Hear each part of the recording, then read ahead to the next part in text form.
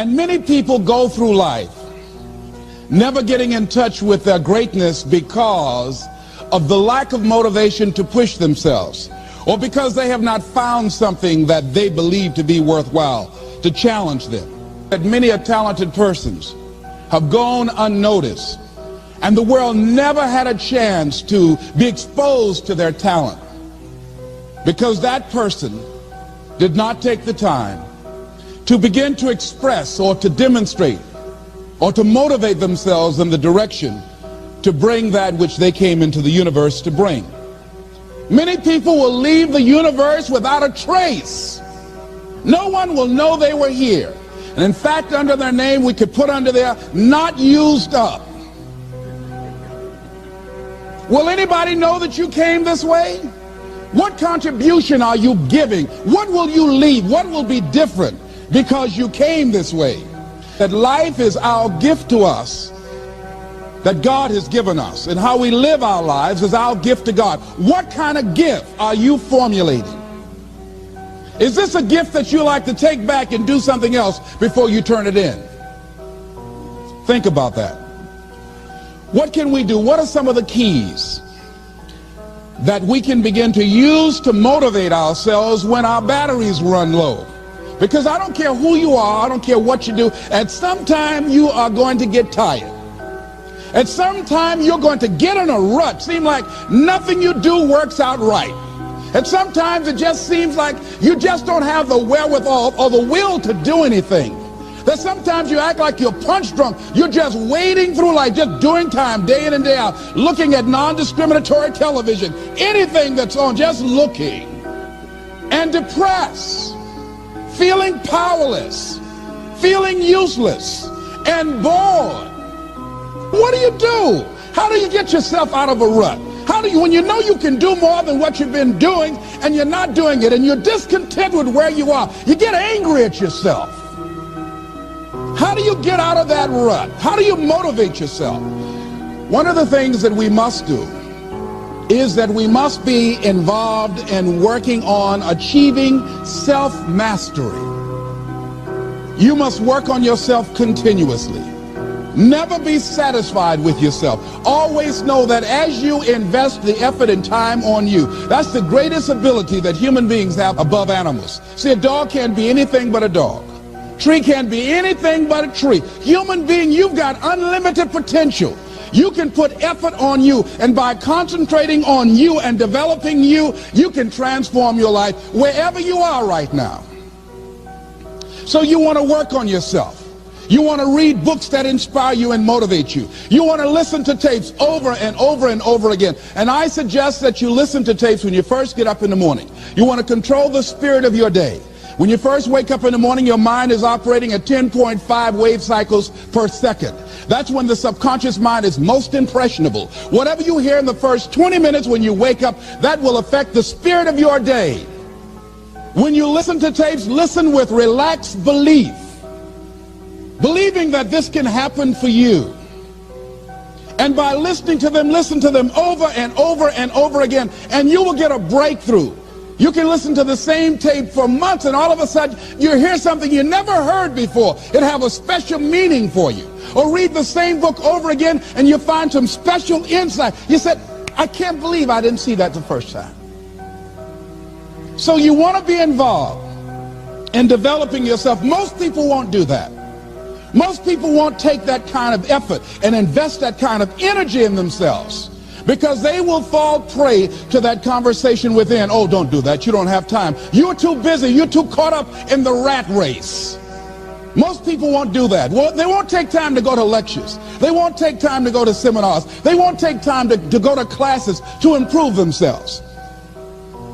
And as you continue to work on yourself, you will begin to expand your vision of yourself. You begin to work towards self-mastery, and you will begin to see it reflect itself in all the dimensions of your life, your mental life, your physical life, your social life, in your relationships, your monetary life. So concentrate on developing yourself, because if you don't, I guarantee you that you will make a settlement, and most people have, and most of us already have. What kind of settlement have you made with your life? Many of us are making in-life settlement. We're settling for less than what we actually deserve. We don't feel good about it, but we make it work in our minds. We'll come up with some kind of excuse to make it all right. What kind of settlement have you made with your life? Many of us settle for less than what we want out of relationships because we don't have the courage to change them. The next thing is, in order to begin to find some keys to self-motivation to drive yourself, in addition to working on yourself, and as you work on yourself, you feel good about yourself, and as you feel better about yourself, you treat yourself differently. Develop a health plan. See, you can't feel well and do well if you don't have good health. You can't perform if you don't have your health. Your health is valuable. Develop a health plan. A plan that you will follow, because this is the only vehicle that you have to carry you through this experience called life. And you want to take good care of it because you love you enough. You care enough about you. And that's not easy. It is not easy having a health plan and sticking to it. But you're worth it doing it again and again and again. Next thing is, as you take care of yourself, the next key is keys to motivation, to self-motivation. You want to live life with energy and passion. You want to make a conscious effort to be lively. See, in life, you either saying hello or goodbye. You either on the way or in the way. You want to be happy. You got a lot to be thankful for. But you watch some of the faces around you every day. And I tell you, some of these faces, they will put you in a depressed state of mind. So you want to avoid these kind of faces. When you see them coming, turn your head. The things that you say to yourself, you want to watch them, and in watching them, you want to take charge. So you've got to learn to stand up to yourself inside yourself and short circuit, override that conversation that's always going on. 85% of what that conversation will tell you is negative. It's negative. It will tell you you're tired when you really are not tired. It will tell you you can't do it. It will fill you with fear. So you've got to watch that conversation. And when you find it going on, you've got to stand up to it and say, I'm going to do this anyhow. I'm afraid, but I'm afraid not to do it. And I'm not going to let you stop me. The biggest challenge that you will have in life is you. There's an old African proverb that says, if there's no enemy within, the enemy outside can do us no harm. The next thing that is a key to self-motivation is that you've got to ask yourself, what do I want out of life? What do you want out of life? What do you want out of a job?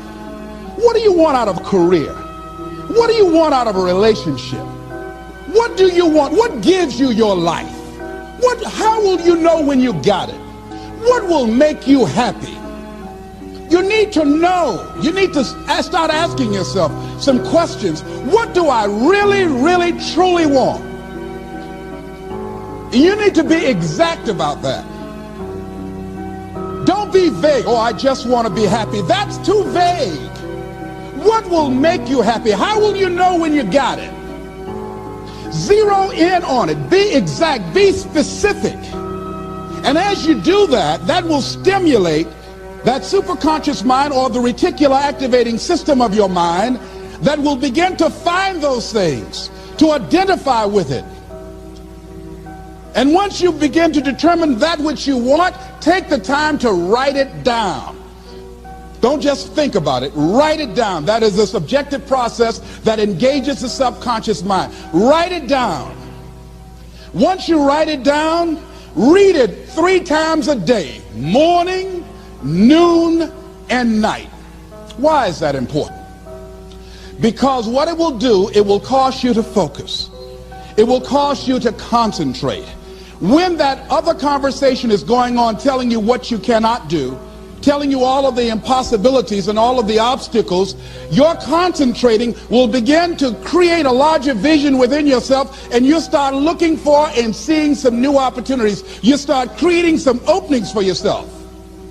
As you begin to read that every day, day in and day out, that will make you focus. That will discipline your thinking.